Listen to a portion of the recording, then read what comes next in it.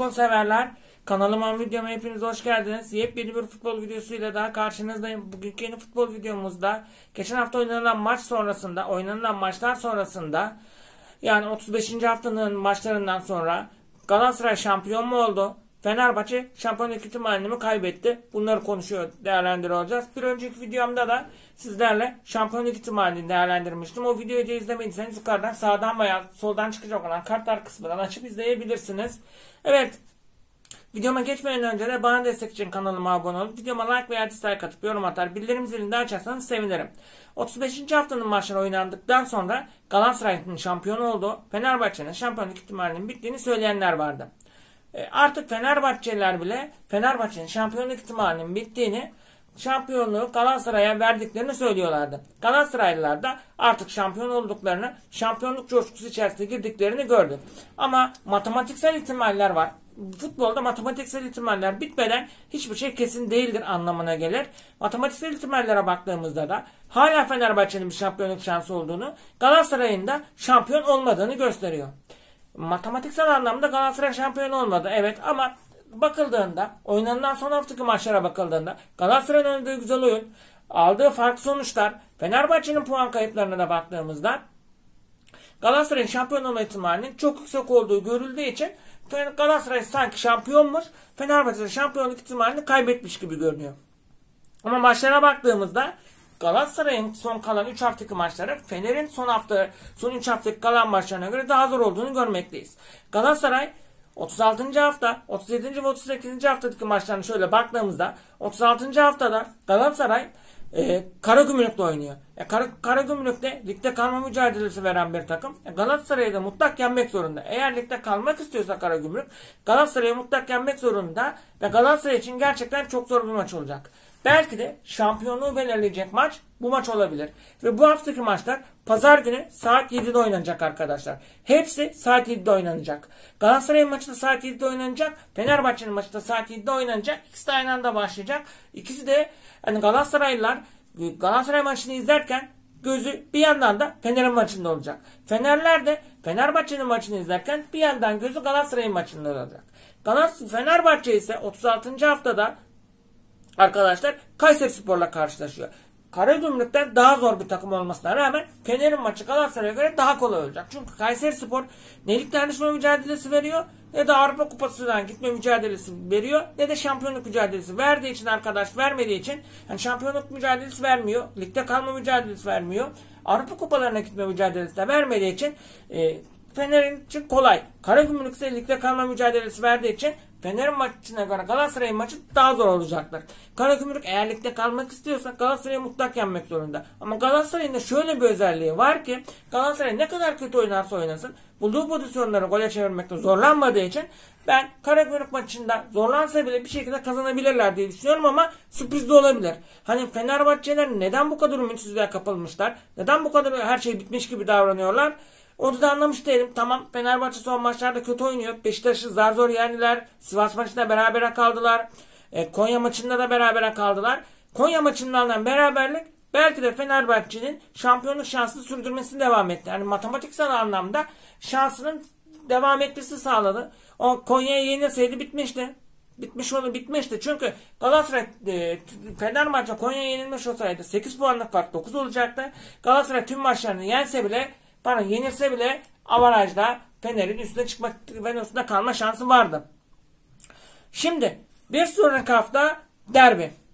Galatasaray Karagümrük'e yenildi. Fenerbahçe Kayseri'ye 36. hafta yense bile 37. haftada yine Fenerbahçe'nin mutlak yenmek zorunda olduğu bir maç. Fenerbahçe'nin en zor maçı Galatasaray derbisi ve Galatasaray'ın sahasında oynanacak bir maç. Galatasaray kendi evinde, kendi taraftarı önünde, kendi sahasında oynayacak ve belki de bu maçı şampiyonluk maçı olarak görecek. Bu maçta Galatasaraylılar geçen sene bizim elimizden 3'le kurtuldular. Bu sene 5 atacağız diyorlar. Bu sene Galatasaraylılar Fener'i eze yenecek. Fener'e top oynatmayacağız. Eze yeneceğiz diyorlar. Icardi bile Ali Koç bekle beni diyor. İsmail Kartal bekle beni. Ben geliyorum, sizin kabusunuz, sizin rüyanız olmaya geliyorum diyor. Galatasaray'da atanı ve tutan iyi olduğu için Galatasaray sonuca gitmekte pek zorlanmıyor. Fenerbahçe'nin tutanı gerçekten çok kötü. Yani son kalan 3 maçta ben İsmail Kartal yerinde olsam Livakovic'le başlamak yerine İrfan Nehribayat'la başlamayı tercih ederdim. Livakovic bir maç iyi oynarsa 5 maç kötü oynuyor arkadaşlar. Bundan dolayı ben Livakovic'e güvenmiyorum. Yani şu anda Livakovic belki de ligin en kötü kalecilerinden biri. En kötüsü demiyorum ama en kötü kalecilerinden biri. Yani Fenerbahçe'de İsmail Yüksek'in sakatlığı Konyaspor maçında beraber bitmesi de sebebiyet değil. Hani yenilse anlarım, hani İsmail Yüksek'in yokluğunda o yerine aldığı oyuncudan verim alamadı. İsmail Kartal, İsmail Yüksek olsa onu oynatırdı. Gol yemezdik derdi ama maç 0-0 bittiği için bunu da söyleyemezsiniz. Yani arkadaşlar Galatasaray'ın dedik de evet, herkesin düşündüğü gibi Galatasaray'ın şampiyon olma ihtimali çok yüksek. Ama bu futbolda her şey olabilir. Futbol sürprizlere açık bir spordur. Futbolda sürprizler olmuyor mu? Olabilir. Tutun ki Galatasaray 3 maçın 3'ünde kaybetti. 6 puan, arada 8 puanlık fark var. Fenerbahçe tüm maçlarında yendiği takdirde 9 puan almış oluyor ve 1 puan Galatasaray'ın önüne geçip şampiyon olmuş oluyor. Bu ihtimaller var mı? Var. Bu pazar günü kıran kırana heyecanlı bir maç geçecek arkadaşlar. Eğer Galatasaray bu hafta Karagümrük'e yenilir, Fenerbahçe ile Kayseri'yi yenerse derbi bakın çok önemli olacak ve derbideki hakemin de üzerine çok büyük yük binmiş olacak. Çok büyük yük binmiş olacak. Bakalım neler olacak. Yani ben Fenerbahçe taraftarından hala taraftar olarak takımların desteklemesini, takımların yanında olmasını isterim. Çünkü henüz her şey bitmiş değil. Yani matematiksel anlamda bitmediği sürece hiçbir şey bitmiş değildir. Fenerbahçeliler siz bu kadar şampiyonluktan koptuysanız, bu kadar şampiyon olabileceğinize inanmıyorsanız yani maçlara da çıkmayın o zaman. Yani Fenerbahçeliler artık öylesine oynarmış gibi bir havaya bürünmüşler. Dün akşam da bunu gördük. Dün akşam Fenerbahçe Konyaspor maçında öyle çok etkili oynayamadı. Birkaç pozisyon buldu. Onları da değerlendiremedi. En azından birini değerlendirmiş olsa 8 puanlık fark 6'da kalmış olacak ki 8 puan arada 8 puan fark olmasının aslında 6 puan fark olması çok daha iyiydi. Fenerbahçe'nin bütün morali bozulmuş durumda. Galatasaraylılar da bir rağbete kapaldı. Ya biz nasıl olsa kazanıyoruz deyip sanki şampiyonluk havasındaymış gibi ama nasıl olsa yeneriz havasına kapıldığı için Karagümrük maçını belki de ödetsemeyecekler. Ama şunu diyor Galatasaraylılar. Karagümrük maçı bizim için önemli diyor. Galatasaray taraftarı Karagümrük maçının kendileri için ne kadar önemli olduğunun farkındayken Fenerbahçeliler Kayseri maçının kendileri için bu kadar önemli olduğunu, Konya maçı bizim için çok önemli diyordu Fenerbahçe. Konya'yı yendik yenemedik bu iş bitti diyordu. Hayır. Kayseri'ye yenildi. Kayseri'yi yenemezsen şampiyonluk gider. Şampiyonluk gider. Belki Galatasaray Karagümrük'e yenilecek. Nasıl yenir? Yenilebilir. Karagümrük birlikte kalmayı oynuyor. Arkasından seninle oynuyor. Ve yine Galatasaray son hafta Konya'yla oynarken sen İstanbulspor'la oynuyorsun. İstanbulspor zaten ligden düşmüş. İstanbulspor zaten bitmiş bir takım. Ki Fenerbahçe'nin İstanbulspor'u her türlü yeneceğine inanıyorum. Yani ne kadar kötü olursa olsun İstanbulspor zaten kötü olduğu için Fenerbahçe İstanbulspor'u yenecek. Belki Konya son hafta ligde kalma mücadelesi verecek. Konya'nın belki de son hafta yenmek zorunda olduğu bir maça çıkacak. Karagümrük yenmek zorunda olduğu maçta Galatasaray'ı belki yenecek. Konya son maçta yenmek zorunda olduğu maçta belki Galatasaray'ı yenecek. Sen de Galatasaray'ı yenersen şampiyon oluyorsun. Yani başkanın, takımın, teknik heyetin, futbolcuların bunu taraftarlara aşılaması, aktarması gerekiyor. Her şeyin bitmediğini, bir umudun olduğunu. Yani İsmail Kartal şunu derken hani dalga geçen Galatasaraylılar oldu ama dalga geçilecek bir şey değil. Adam doğru söylemiş. Matematiksel ihtimalimiz var demiş. Var. Sen 3 maçında Galatasaray 3 maçında 3-3 yapacağının bana garantisini verebilir misin? Veremezsin. Veremezsin. Galatasaray'ın Karagümrük'e kaybetmesi, Fener'in Kayseri'yi yenmesi, Fener'in derbiye daha moralde çıkmasını sağlayacak. Üstüne üstlük bir de derbide yenerse ve her şey son maça kalırsa, Fener son maçını yener, Galatasaray da son maçı kaybederse ihtimaller ortaya çıkınca ne olacak? Galatasaray'ın biraz daha el ayağına dolanabilir. Fener biraz daha heyecanlı, biraz daha rahat olabilir. Yani her şeyi düşünmek zorundayız. Tabii Fener gider Kayseri'yle berabere kalır veya Kayseri'ye de yenilebilir. Bu olmayacak şey değil. Galatasaray'da Karagümrük'ü yener. Şampiyon olmuş bir şekilde derbiye çıkabilir. Bunlar da var.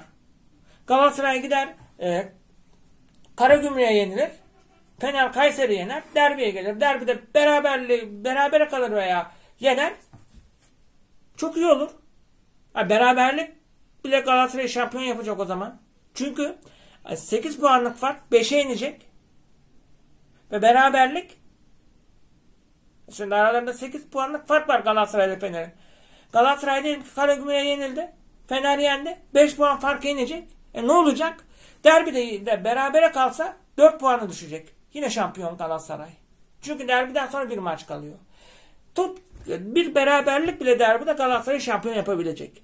O yüzden bakalım kim şampiyon olacak. Yani büyük ihtimalle ben Fener şampiyon olacak diye düşünüyordum ama içimde yani Galatasaray bu son maçlarda tökezleyecekmiş, Fener şampiyon olacakmış gibi bir hissiyat var ama biraz zor. Bunun zor olduğunu, imkansız olduğunu ben de biliyorum.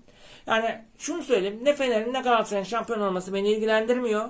Hani Fener'i de desteklemiyorum. Buradan baştan söyleyeyim. Fener şampiyon olduğunda sevinmem. Galatasaray şampiyon olduğunda sevinmem. Fener şampiyon olamadığında üzülmem. Galatasaray şampiyon olamadığında üzülmem.